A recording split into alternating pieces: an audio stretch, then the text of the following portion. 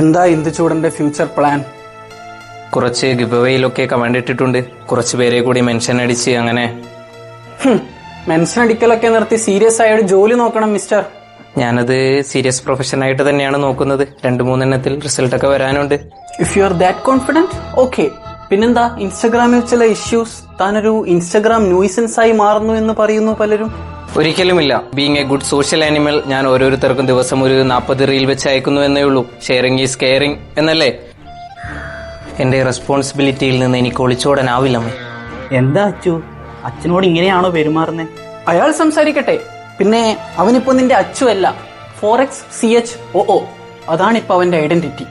അത് എസ്തെറ്റിക്സ് ആണ് അച്ഛാ. എന്താണ് മണപ്പള്ളി മാധവൻ നായരായിട്ടുള്ള ഇഷ്യൂ? അത് മണപ്പള്ളി മാധവൻ നായർ ഗിവ് അവേയിൽ മെൻഷൻ അടിക്കരുത് എന്ന് പറഞ്ഞു. ഞാൻ അയാളെ ഒരു 6 ഗിവ് അവേയിൽ മെൻഷൻ അടിച്ചു. അതിനാണ് സുക്കർബർഗ് എന്നെ ഒരു 6 ദിവസം ബാൻ ചെയ്തത്. 6 ദിവസത്തെ ഇടവേള കഴിഞ്ഞ് ഇന്ദുചൂടൻ തിരിച്ചു വന്നിരിക്കുന്നു. ചില റീലുകൾ അയക്കാനും ചില ഗിവ് അവേയിൽ കമന്റ് ഇടാനും. പവിത്രമായ ആര് പറഞ്ഞു മ്യാവൂന്റെ കമന്റ് ബോക്സിൽ നിന്റെ അച്ഛന്റെ പേര് മെൻഷൻ അടിക്കാമെന്നുള്ളത് നിന്റെ വെറും വ്യാമോഹമാണ്. വേണമെങ്കിൽ നീ വീട്ടിലേക്ക് വാ, എന്റെ അച്ഛന്റെ 1-2 ഐഡി ഞാൻ പറഞ്ഞു തരാം നിനക്ക് മെൻഷൻ അടിക്കാൻ. അതുകൊണ്ട് ആശ തീർക്കാം, നിനക്ക് ആശ തീർക്കാം.